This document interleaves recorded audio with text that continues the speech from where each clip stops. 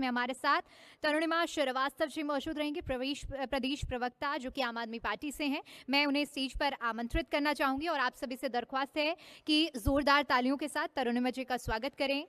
Professor भुवन भास्कर जोशी जी प्रवक्ता हैं Samajwadi party से, इनका भी मैं जोरदार तालियों के साथ स्वागत कराना चाहूंगी।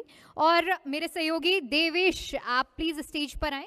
देवेश और मैं इस चर्चा को आगे बढ़ाएंगे और हम ऐसे पहलुओं पर आज बात करेंगे क्योंकि हमने जब गाजियाबाद की बात की है तो गाजियाबाद न सिर्फ एनसीआर बल्कि उत्तर प्रदेश की अगर हम बात करते हैं तो यहाँ पर भी एक बहुत बड़ा योगदान यहाँ गाजियाबाद का रहा है। चाहे एनसीआर की गाथा की बात करें, चाहे उत्तर प्रदेश की राजनीति के पहलू, चाहे हम दिल्ली से लेकर पूरे एनसीआर क्षेत्र की बात करें या फिर उत्तर प्रदेश की, सभी पहलुओं पर चर्चा को आगे बढ़ाने के लिए मैं कमान देवेश को देना चाहूंगी। Over to you Devesh.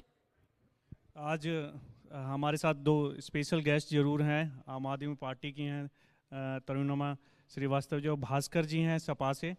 आजकल लड़ाई भी लड़ रहे हैं आप फिर से उत्तर प्रदेश की।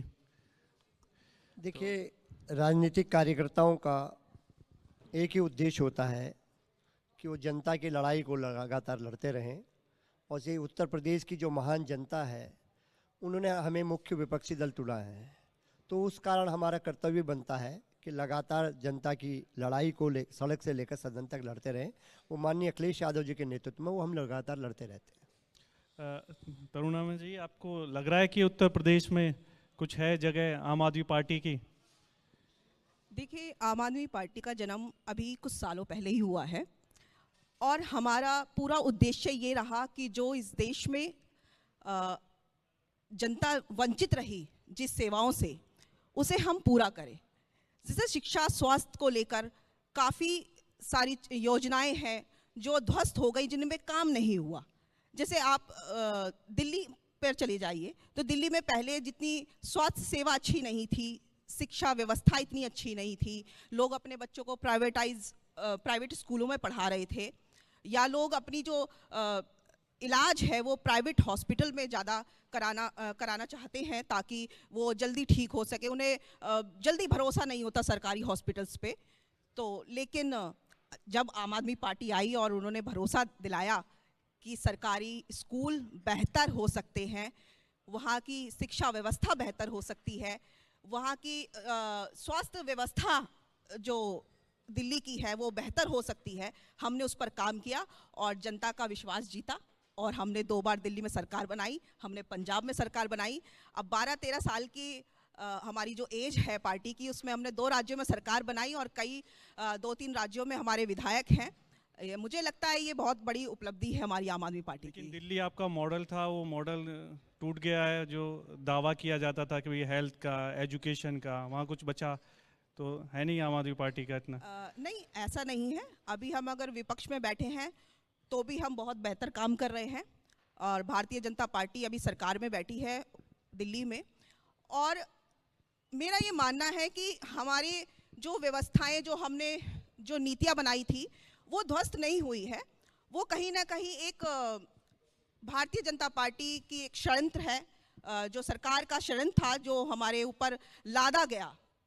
ईडी सीबीआई भेजकर हम पे भ्रष्टाचार का आरोप लगाया गया, लेकिन आज हम सब भ्रष्टाचार से बरी हैं, हमारे सारे नेता बरी हैं और ये बहुत अच्छी बात है। और उसी तरीके से पंजाब में हम लोग बहुत बेहतर काम कर रहे हैं शिक्षा व्यवस्था पे, स्वास्थ्य व्यवस्था पे। उसी नीति से, उसी नियम से हम लोग चलते रहेंगे। चलिए ठीक है भुवन जी, मैं आपसे अब जानना चाहूंगी, जब हम राजनीतिक पहलुओं पर चर्चा आगे बढ़ा ही रहे हैं तो ये भी बता दीजिए कि 27 अब नज़दीक ही है, पहले तैयारियों पर ही बात कर लेते हैं कि किस रोड मैप पर आप काम कर रहे हैं और क्या अब विजन रहेगा? देखिए, जो माननीय अखिलेश यादव जी का जो विजन है वो हमेशा रहा है सामाजिक न्याय का, जाति जनगणना का और पीडीए का। हम लोग निश्चित तौर पे इससे आगे बढ़ रहे हैं और मैं आपको बताना चाहता हूँ, राजनीतिक कार्यकर्ता की हैसियत से मैं आपको बताना चाहता हूँ कि जो इस देश का डीएनए है वो कभी अहंकार को बर्दाश्त नहीं करता। आपने देखा होगा 2024 से पहले बड़ी बड़ी बातें हुई थी, 400 पार की बातें हुई थी, 80 के 80 की बात हुई थी। 400 पार वाले 240 पे रह गए, 80 वाले 35 पे रह गए। तो हम निश्चित तौर पे उनकी गलतियों से, अपने विपक्ष की गलतियों से सीखते हुए अपने जो कार्य है, हम सामाजिक न्याय की जो लड़ाई है, जो आंदोलन माननीय अखिलेश यादव जी के नेतृत्व में उत्तर प्रदेश से चला था, वो पूरे देश का आंदोलन हो गया है। और निश्चित तौर पर मैं कहना चाहता हूँ लड़ाई बहुत बड़ी है और हम लोग माननीय अखिलेश यादव जी के नेतृत्व में लगातार आगे बढ़ रहे हैं। आज हमारे देश की हम तीसरे नंबर की पार्टी हैं और उत्तर प्रदेश की सबसे बड़ी, अगर सांसदों के हिसाब से देखा जाए तो हम इस उत्तर प्रदेश की सबसे बड़ी पार्टी है। लेकिन निश्चित तौर पे हम अहंकार मुक्त हैं और हमारा उद्देश्य निश्चित तौर पे पीडीए की लड़ाई, सामाजिक न्याय की लड़ाई, जाति जनगणना की लड़ाई, हम लोग इसको लेकर आगे बढ़ रहे हैं। आपको लग रहा है कि कुछ इम्प्रूवमेंट है? अभी चुनाव है, ज़्यादा समय आपके पास भी बचा नहीं है, तैयारियां आपने भी शुरू कर दी है। आपको लग रहा है कि योगी सरकार के जो कामकाज है, जो आप उठा भी रहे हो, उसमें कई ऐसे मुद्दे हैं लेकिन जनता पसंद भी कर रही है कानून व्यवस्था को, उनकी को जिस तरह से कानून व्यवस्था चल रही है? देखिए, योगी सरकार जिस बात पर आई थी उसकी कलई खुल गई है। योगी सरकार ने कहा था कि आज हिंदू खतरे में है। अब हिंदू खतरे में नहीं है, अब तो शंकराचार्य जी भी खतरे में है। पूरे देश और प्रदेश ने देखा किस प्रकार उनका अपमान हुआ, उनका जो मौलिक अधिकार था स्नान का, वो भी नहीं हुआ है। तो देश के सामने प्रश्न पड़ा है कि जो सरकारें इस तरह की बातें करके आई थी, उनके आज क्या असर है।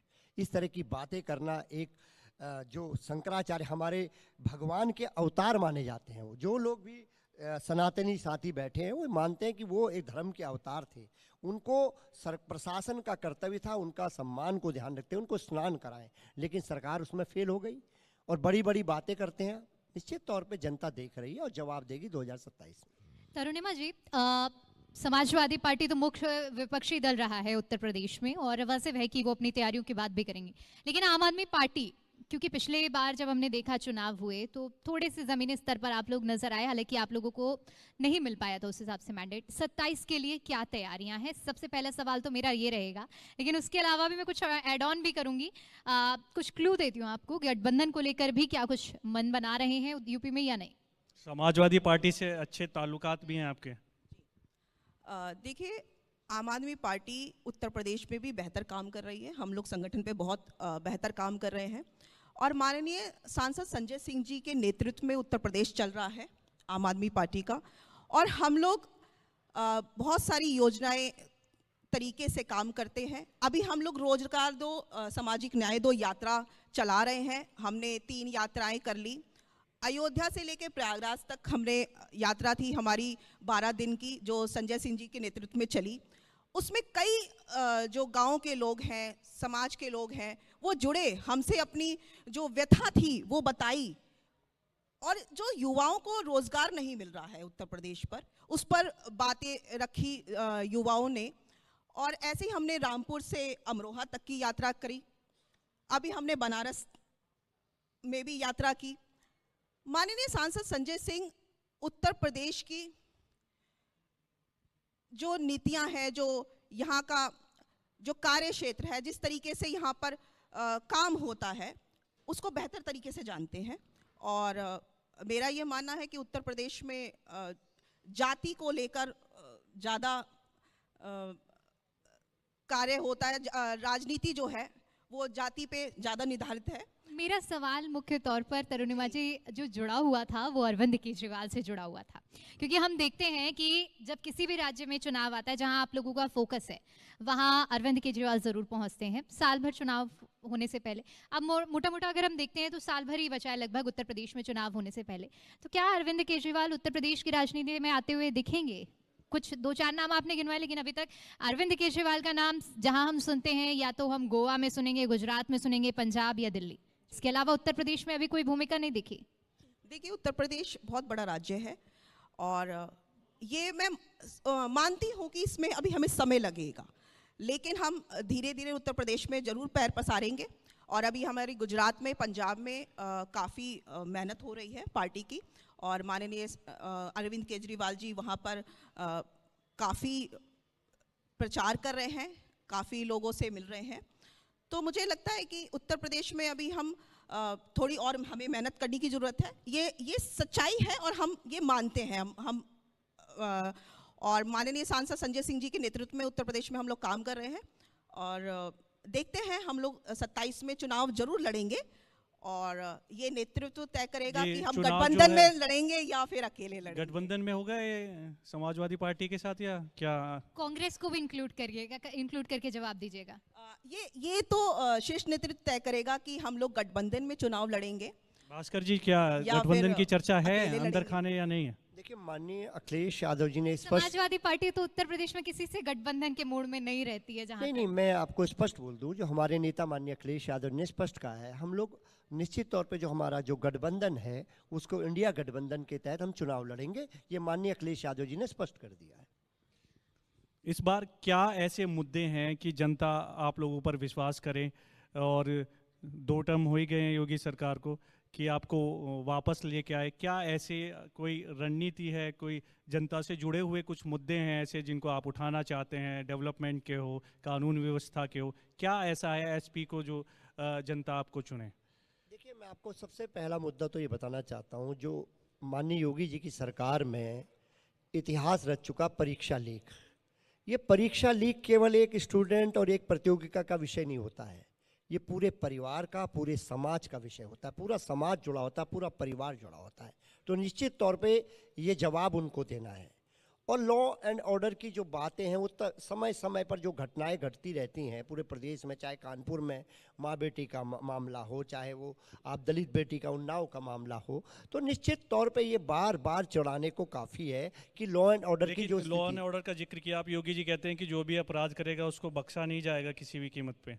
मैं आपको उसी विषय को मैंने कहा है कि जो घटनाएं लगातार होती हैं, जो मैंने आपको उन्नाव का प्रकरण देने का काम करा, मैंने आपको कानपुर की माँ बेटी का प्रकरण देने का काम करा, लगातार बुलडोजर की कार्रवाई जो है धार्मिक आधार पर, जाति आधार पर उत्तर प्रदेश में बढ़ रही है, जिसका कि समय समय पर संज्ञान कोर्ट ने भी लेने का काम करा है। तो मैं निश्चित तौर पर कहता हूँ बहुत सारे विषय हैं, उन विषयों पर हमें जवाब लेना है, लेकिन जो सबसे बड़ी लड़ाई है समाजवादी पार्टी की, वो सामाजिक न्याय की, पीडीए की, जाति जनगणना। अच्छा भुवन जी, अभी हाल फिलहाल का ही सपा मुखिया का एक बयान है, उसे कोट करते हुए मेरा सवाल अगला रहेगा कि कोई कानून ऐसा बने, ये उन्होंने अजीत पवार के जो निधन पर कहा है कि कम से कम वीआईपीज जो हैं वो अच्छे जहाज में चले। ये कल का बयान है। तो अब सवाल मेरा ये रहेगा कि मांग आपने अगर उठाई है तो क्या लगता है ये आपके हिसाब से ये वाजिब मांग है? वीआईपी की जान इतनी आम आदमी के लिए आप एक वाजिब मांग उठाइए ना कि हमें ऐसे कानून को बनाना चाहिए जैसे अगर उड़ान के दौरान किसी का भी हादसा हो रहा है तो उसमें किसी की जान नहीं जानी चाहिए, चाहे वो वीआईपी हो या वीवीआईपी हो या फिर आम जान हो। देखिए, मेरे को लगता है कि उनके संदर्भ को ठीक से नहीं समझा गया। उनका मामला, उनका कहना यह था कि जो जनप्रतिनिधि होते हैं, लगातार 24/7 हम लोग काम करते हैं, तो जो जनता के सेवा में तत्पर है, उसके जाने से जो गरीबों की आशा है, युवाओं की आशा है, मातृशक्ति की आशा है, वो टूटती है। तो उनकी भी चिंता होनी चाहिए।